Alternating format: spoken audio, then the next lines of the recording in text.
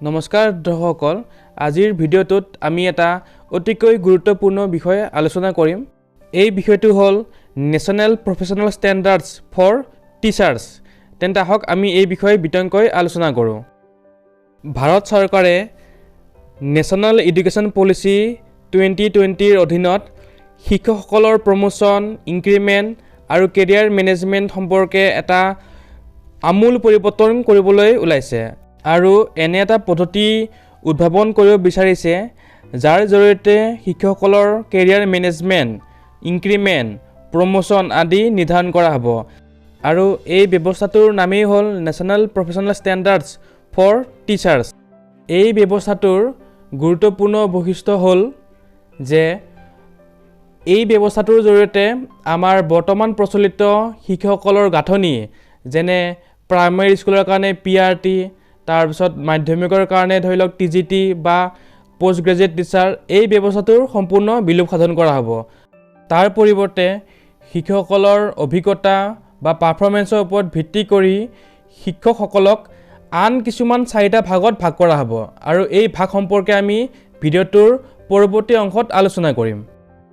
এই ব্যৱস্থাটোৰ আন এটা বৈশিষ্ট্য হৈছে যে ইয়াৰ দ্বাৰা সকলো শিক্ষকৰে বা শিক্ষক হ'ব খোজা ব্যক্তিৰে নিম্নতম যোগ্যতা সমান কৰি দিয়া হৈছে অৰ্থাৎ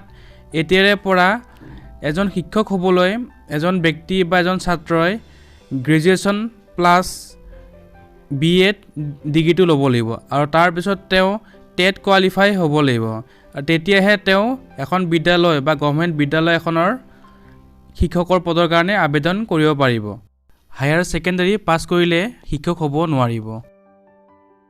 নেশ্যনেল প্ৰফেচনেল ষ্টেণ্ডাৰ্ডছ ফৰ টিচাৰৰ বিষয়ে বিতংকৈ জানিবলৈ হ'লে আমি NCTE অৰ্থাৎ নেশ্যনেল কাউন্সিল ফৰ টিচাৰ এডুকেশ্যনৰ মেইন ৱেবছাইটত আমি যাব লাগিব আৰু এই ৱেবছাইটত গৈ পেলাই আমি যদি পাব্লিক নটিচ ছেকশ্যনত চাওঁ তেতিয়াহ'লে আমি এখন ড্ৰাফ্ট কপি চাব পাৰিম আপোনালোকে দেখিব পাইছেই public notice inviting suggestion feedback on professional standards for teacher NPST এই লিংকটোত আমি ক্লিক কৰি দিম এনেকৈ ক্লিক কৰি দিয়াৰ লগে লগে এটা PDF ফাইল ডাউনলোড হ'ব আৰু এই ফাইলটোতেই NPSTৰ এটা ড্ৰাফ্ট কপি আমি দেখিবলৈ পাম আৰু এই ড্ৰাফ্ট কপিতেই NPSTৰ বিষয়ে সম্পূৰ্ণ তথ্য দিয়া আছে এই পাব্লিক নটিচখনৰ 3 নম্বৰ পইণ্টটো অতিকৈ গুৰুত্বপূৰ্ণ ইয়াত স্পষ্টকৈ লিখা আছে যে NPST কোনো ৰাজ্যই গ্ৰহণ কৰি টিচাৰৰ কেৰিয়াৰ মেনেজমেণ্ট সম্পৰ্কীয় কাম যেনে including tenure professional development efforts salary increment আৰু প্ৰমোচন বা আদাৰ ৰিকগনাইজেশ্যনখিনিয়ে চাব পাৰে ইয়াত এইটোও স্পষ্টকৈ উল্লেখ কৰা গৈছে যে চেলাৰী আৰু প্ৰমোচন আদি কেৱল মাত্ৰ টেনিয়ৰ বা চিনিয়ৰিটিৰ ওপৰত ভিত্তি কৰিয়ে নহ'ব তাৰ লগতে আৰু এটা ক্ৰাইটেৰিয়া দিছে সেইটো হ'ল কি NPST দিয়া কিছুমান মানদণ্ড এতিয়া চাওঁ আহক NPSTয়ে এজন টিচাৰৰ কেৰিয়াৰটো কেনেদৰে ষ্টেজ হিচাপে ভাগ কৰিছে এয়া দেখিবলৈ পাইছেই teacher career progression in NPST ইয়াতে চাওক the current NPST document propose 4 career stages and professional standards for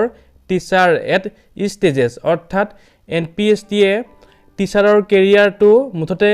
কেইটা ভাগত ভাগ কৰিছে 4টা ভাগত ভাগ কৰিছে আৰু সেই ভাগকেইটা হ'ল কি এক নম্বৰটো কি বিগিনাৰ টিচাৰ অৰ্থাৎ প্ৰাগামী শিক্ষক 2 নম্বৰটো কি প্ৰফিচিয়েণ্ট টিচাৰ অৰ্থাৎ প্ৰবীণ শিক্ষক 3 নম্বৰটো হ'ল এক্সপাৰ্ট টিচাৰ অৰ্থাৎ কুশল শিক্ষক আৰু 4 নম্বৰটো কি লিড টিচাৰ বা প্ৰমুখ শিক্ষক অৰ্থাৎ এই 4টা ভাগত এজন টিচাৰৰ কেৰিয়াৰটো ভাগ বতৰা কৰা হৈছে অৰ্থাৎ এজন টিচাৰে যদি চাকৰি আৰম্ভ কৰে তেওঁ বিগিনাৰ টিচাৰ হিচাপে বা প্ৰগ্ৰামিং শিক্ষক হিচাপে আৰম্ভ কৰিব আৰু একেবাৰে কেৰিয়াৰটো প্ৰগ্ৰেছ কৰি কৰি তেওঁ 4 নম্বৰ ষ্টেজলৈ যাব পাৰিব এয়া দেখিব পাইছে আৰু এনেদৰেই ষ্টেজ বা স্তৰৰ ওপৰত ভিত্তি কৰিয়ে এজন শিক্ষকৰ চেলাৰী আৰু ইনক্ৰিমেণ্ট গণনা কৰা হ'ব টিচাৰৰ টেনিয়ৰ বা প্ৰমোচন বা ইনক্ৰিমেণ্ট বা ষ্টেটাছ এই গণনা পদ্ধতিটোৰ লগত কলেজ টিচাৰৰ যিটো পদ্ধতি আছে ৰিক্ৰুটমেণ্ট বা প্ৰমোশ্যন বা ইনক্ৰিমেণ্ট সেই পদ্ধতিৰ মিল আছে আমি জানো যে এজন ষ্টুডেণ্টে তেওঁ পোষ্ট গ্ৰেজুৱেট উইথ 55% আৰু UGC নেট বা স্লেট বা PhD কৰাৰ পিছত তেওঁ কলেজ এখনত যদি এপ্লাই কৰে তেওঁ প্ৰফেছৰ পোষ্টৰ কাৰণে এপ্লাই কৰিব নোৱাৰে তেওঁ এপ্লাই কৰিব লাগিব এছিষ্টেণ্ট প্ৰফেছৰ হিচাপেহে আৰু তেওঁ কালক্ৰমত এছিষ্টেণ্ট প্ৰফেছৰৰ পৰা এছ'চিয়েট প্ৰফেছৰ হ'ব পাৰিব তাৰ পিছত তেওঁ আকৌ 10 বছৰ যদি এক্সপিৰিয়েঞ্চ থাকে বা API যদি স্ক'ৰ থাকে বা আন লাগতিয়াল যিখিনি ক্ৰাইটেৰিয়া ফিল আপ কৰে তেতিয়াহে তেওঁ প্ৰফেছৰ হ'ব পাৰিব ঠিক তেনেদৰে একে ফৰ্মুলাত এজন আমাৰ যদি কওঁ স্কুল শিক্ষকৰ ক্ষেত্ৰত এজন শিক্ষক কেতিয়াও পোনপ্ৰথমে লিড টিচাৰ বা 4 নম্বৰ ষ্টেজলৈ জাপ মাৰিব নোৱাৰে তেওঁ মাষ্টাৰ ডিগ্ৰী কৰাৰ পিছত BEd কৰাৰ পিছত বা টেট কোৱালিফাই হোৱাৰ পিছত তেওঁ বিগিনাৰ টিচাৰ হিচাপেহে জইন কৰিব এখন স্কুলত আৰু তাৰ পিছত তেওঁ কালক্ৰমত প্ৰফিচিয়েণ্ট টিচাৰ হ'ব আৰু তাৰ পিছত তেওঁ হ'ব এক্সপাৰ্ট টিচাৰ আৰু তাৰ পিছত তেওঁ অন্তিম ষ্টেজত পাব লিড টিচাৰ হিচাপে আৰু এনেদৰেই এজন শিক্ষকৰ তেওঁৰ ষ্টেজটোৰ ওপৰত ভিত্তি কৰিয়েই সেই শিক্ষকজনৰ চেলাৰী বা ইনক্ৰিমেণ্টটো নিৰ্ণয় কৰা হ'ব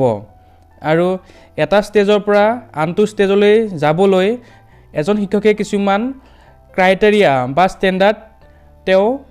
পাব লাগিব আৰু সেই ষ্টেণ্ডাৰ্ডখিনিকে আমি চমুকৈ কি বুলি কৈছোঁ NPST অৰ্থাৎ national professional standard for teachers অৰ্থাৎ আমি প্ৰমোশ্যন বা আমাৰ ইনক্ৰিমেণ্ট পাবলৈ আমি সেই ষ্টেণ্ডাৰ্ড কিছুমান আমি নিজে আহৰণ কৰিব লাগিব আহৰণ কৰিলেহে আমাৰ প্ৰমোশ্যন বা ইনক্ৰিমেণ্ট হ'ব আৰু যদি আমি আহৰণ কৰিব নোৱাৰোঁ তেতিয়াহ'লে আমাৰ প্ৰমোশ্যন বা ইনক্ৰিমেণ্ট পাবলৈ আমাৰ অলপ অসুবিধা হ'ব বা পলম হ'ব আমি পৰৱৰ্তী ভিডিঅ'টোত উদাহৰণসহ এজন টিচাৰৰ একাডেমিক প্ৰগ্ৰেছ বা কেৰিয়াৰ মেনেজমেণ্টৰ বিষয়ে আলোচনা কৰিম অৰ্থাৎ এজন টিচাৰে কেনেদৰে ষ্টেজ 1ৰ পৰা ষ্টেজ 4লৈ যাব পাৰিব অৰ্থাৎ বিগিনাৰ টিচাৰ হিচাপে জইন কৰাৰ পিছত তেওঁ কি ক্ৰাইটেৰিয়া বা ফুলফিল কৰিলে লিড টিচাৰলৈ যাব পাৰিব এই বিষয়ে আমি অহা ভিডিঅ'টোত বিতংকৈ আলোচনা কৰিম বৰ্তমান এই ভিডিঅ'টো আমি ইয়াতে সমাপ্ত কৰিছোঁ যদি এই ভিডিঅ'টো চাই ভাল পাইছে তেন্তে আমি অনুগ্ৰহ কৰিছোঁ যাতে এই চেনেলটো ছাবস্ক্ৰাইব কৰি দিয়ে আৰু ভিডিঅ'টো লাইক কৰি দিয়ে ধন্যবাদ